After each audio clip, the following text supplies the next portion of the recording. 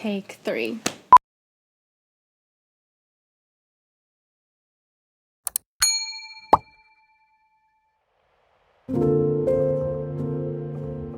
Hi, welcome back to my channel, Untitled Strength. My name is Jennifer, or if you're a new visitor, this is your first time watching any of my videos, welcome, and thank you for taking the time to listen and watch. In this video, I'm going to talk about how I overcame my depression, and that was back in 2009, 2010, when I was a sophomore, and then I had a remission in college 4 years later. So before I get into that, I do want to disclose that I am not a doctor, I'm not a therapist. I'm not certified in this field or this topic by any means. So if you are experiencing signs of depression or you need somebody to talk to, please reach out to someone professional. Please, and I pray for you. I'm praying for you.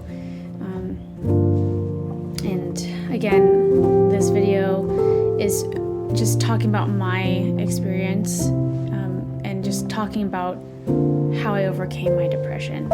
I think it's important that people who have successful stories of beating their depression or just having success stories in general, it's important to share because you don't know who else is experiencing the same things that you did, and this could be helpful, or your experience could be helpful to them. So I want to share how I overcame my depression, and I hope this is helpful to anybody who hears it. And I pray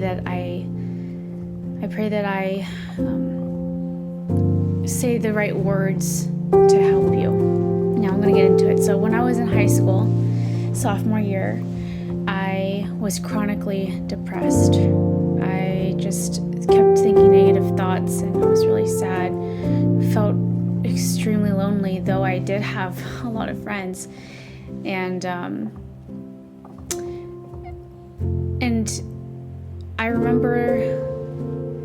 remember I would just show up to class in the mornings. My first period, it was science class. Some time would pass by and I would talk to a friend about what I was going through, and then I would just start crying. And this was almost every single day.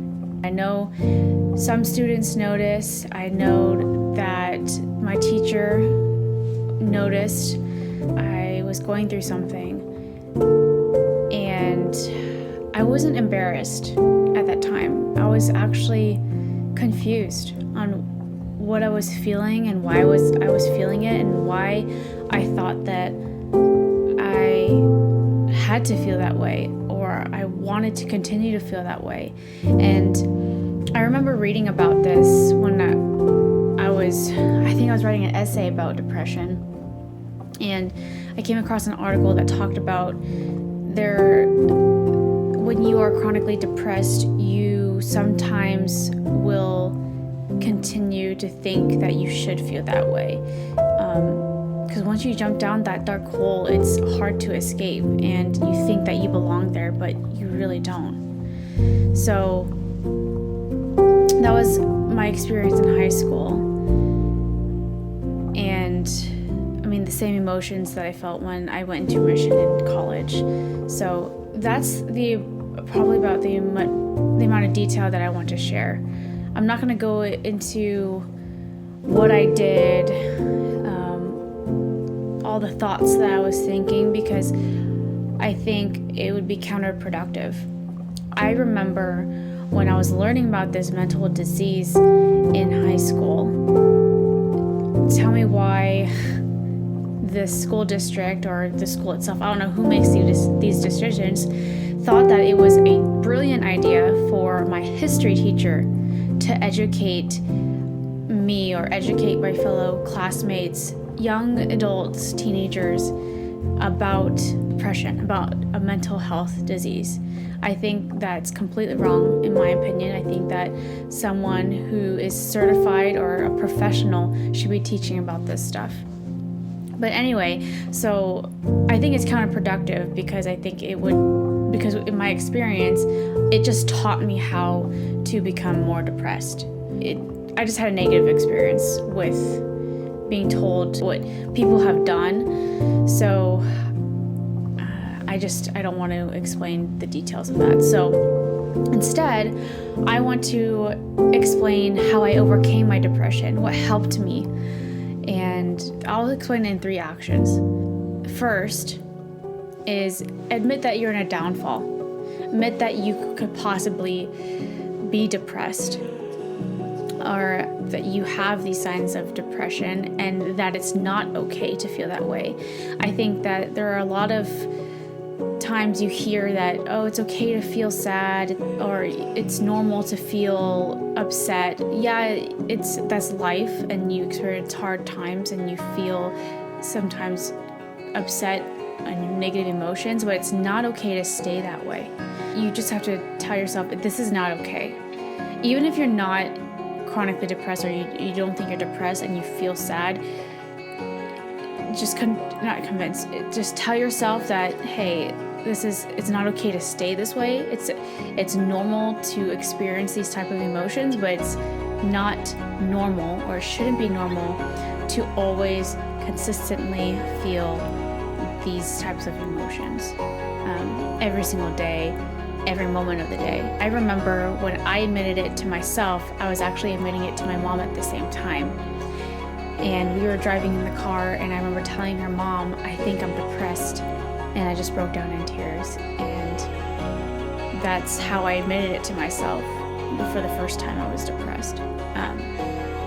And then the second time when I went into remission, I recognized the signs. I remember what it felt like, and I told myself, hey, this is not okay.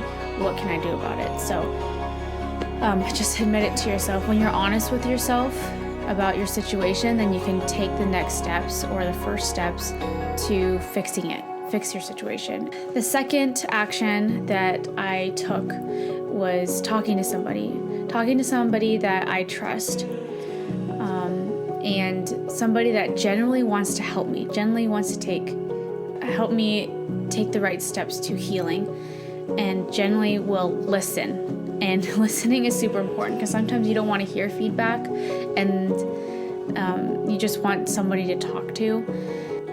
I remember honestly, I think only one person I admitted this to in high school, that I was feeling this way, and I would talk to her. It didn't fix the situation, but it helped. So find somebody you can trust, whether it's professional, whether it's a family friend, or family, whether it's a friend.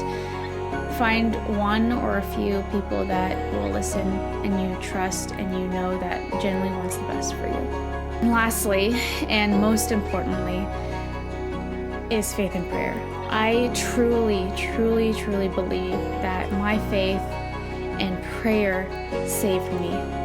I grew up Catholic. I grew up being raised Catholic in my house with my immediate family and extended family. But I don't think I had a close relationship with God. I just knew about God, and I knew that I had to fear Him. And I guess the initial introduction to that did save me, because I knew Him. I knew I could pray, or I knew how to pray. And it was probably after, the millionth time of feeling awful, crying behind my door so that nobody would open it and hear me. I finally cried out to Him wholeheartedly in prayer, asking for some help. Whatever it was, whatever I had to do, I just wanted to be healed. So I cried and prayed, and really it was like talking. I was talking to Him and told Him that I wanted to get better. And I don't remember necessarily a gradual healing. I just remember feeling instantly better after I started to pray. Not in that moment, but maybe the next day, that I just got better. I didn't feel so deep and dark in this hole anymore. And honestly, to me, it's a miracle. I remember there were times where I would laugh and then tell myself, why am I laughing? I shouldn't feel that way. I should feel sad. I don't know why I thought that way. And so it was, when I think about it, it's a miracle to me, because I was in an awful spot. And there are others out there who are probably experiencing something worse than what I went through. And that's why I'm sharing that prayer truly helped me. And if you don't know how to pray, just talk out loud, talk in your head, talk to him, because he is your friend. So I'm not going to say talk to as if you're talking to a friend. You are talking to one. I truly believe that. I would not record this video if I didn't believe it.